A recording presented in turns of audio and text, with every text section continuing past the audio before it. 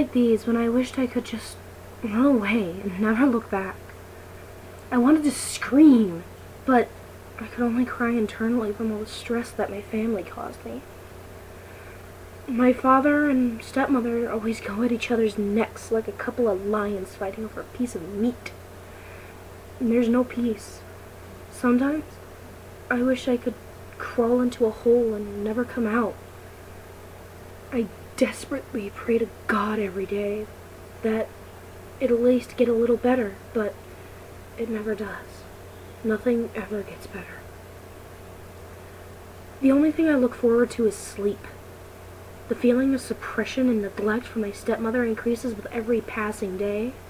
Sometimes I lay in bed wondering if my family or friends would even miss me if I went away. Would people cry? The only love I ever felt was from my father, but lately things have taken a turn for the worse. Fights have gotten more violent, and there were days where I could find my father crying and praying for a miracle to happen. Night fell, and I waited in my room for several hours. The grating noise of the clock above me contributed to my frustration. I didn't hear my father and stepmother arguing anymore. My anxiety grew, and I grabbed the doorknob. Right when I was about to turn it, the door swung open. A wary man stood before me. I gazed upon his tired face and walked towards him. It was my dad. Beaten, broken, bruised, all from the abuse my stepmother inflicted upon him. Then and there I decided enough was enough. I lost all train of thought and grabbed my father's hand. I forced my way through my stepmother and pushed her aside, seeing the rage plaster upon her face. Quickly I put my father on the passenger side of the car and scooted over to the driver's side. I heard my mother's foul words cursing out my name. Alexa!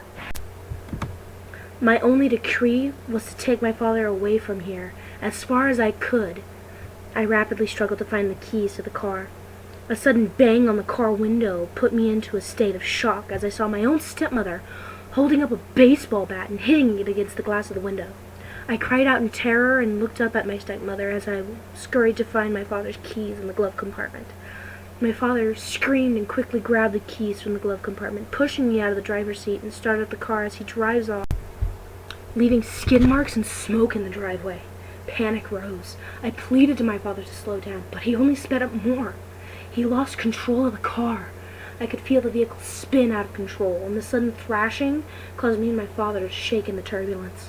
The car hit a street light. My restraints broke, and I went flying out the window. I landed several feet away from the car crash and was knocked out instantly upon impact.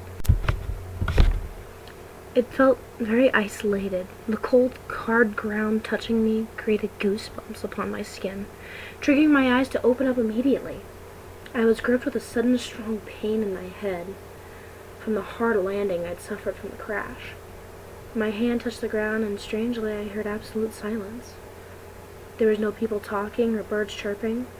The alarm coming from the car remained detailed and lifeless. Only a distinct cool breeze hit my face, blowing my hair slightly into the wind. I slowly brought myself to the feet while looking around. I called out for my father. "Dad?" No answer. I hollered again, my father's name over and over in dismay. Still no answer. I kept screaming until my voice started to go hoarse. I had to stop before I not only lost my father, but my voice too. Worn out, I receded and walked away, and kept rubbing my eyes. The more I rubbed, the more the light faded away into the darkness. An uneasy feeling showered over me, and when I opened my eyes, I was blinded by a single spotlight. Only utter obscurity surrounded me. A faint jingling sound echoed in and out of my ears. The disembodied laughter added more to my anxieties. I called out, hoping it was my father. "Hello? Dad? Is that you?" I waited several minutes for a reply, but none came forth to confirm my fears. I proceeded to trail backwards. The hairs on the back of my neck stood up straight as I quickly turned around. There, in colors of blue, magenta, and teal, stood a towering jester. He looked bored, and quickly took notice that I was present. He didn't make a single noise. The only sound was the the jingling of bells tied to the ends of his blue hair. My eyes could not break away from him. His flamboyant features brought out so much life upon his own being, making him stand out more. The jester came closer to me with a grin that I wasn't sure if I could trust or not. I don't understand where he came from, or how I came to be in this dark oblivion. The jester then caught my attention and began to do tricks that would amaze anyone's eye. One of his tricks he did made a purple balloon mystically appear out of his hand. He looked at me again and smiled. The balloon had a smiley face on it, and he offered it to me, but I didn't want to take it, especially since he was a stranger. I didn't know where he came from, and I had no time to be entertained by him. I had to find my father. So I simply took a few steps back and turned around, only to have him once again in front of me. The fool looked disappointed and nodded his head no, before untiringly offering me the balloon again. I couldn't stand the silence between us, so finally I gathered some courage. "Who are you?" I whispered. He didn't answer, but I asked him again and again. Every time I asked, he'd pull out another card with a letter on it. Finally, he made the cards dance magically around him, spelling out a name.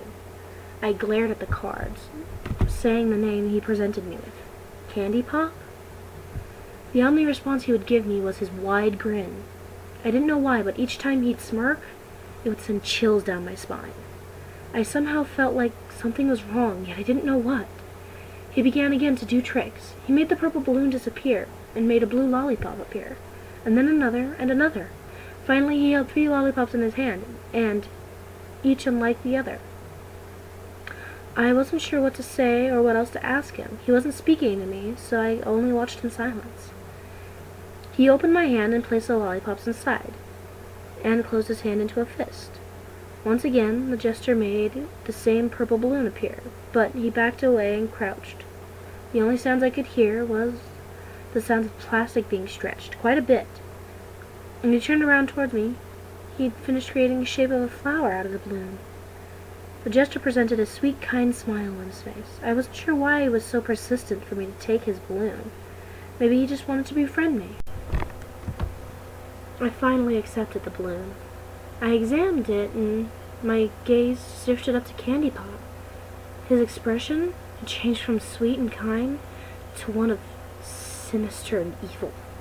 I backed away and hugged the balloon tightly. I felt my bottle begin to elevate off the ground, higher and higher into the light. I couldn't stop myself from floating. "What is this?"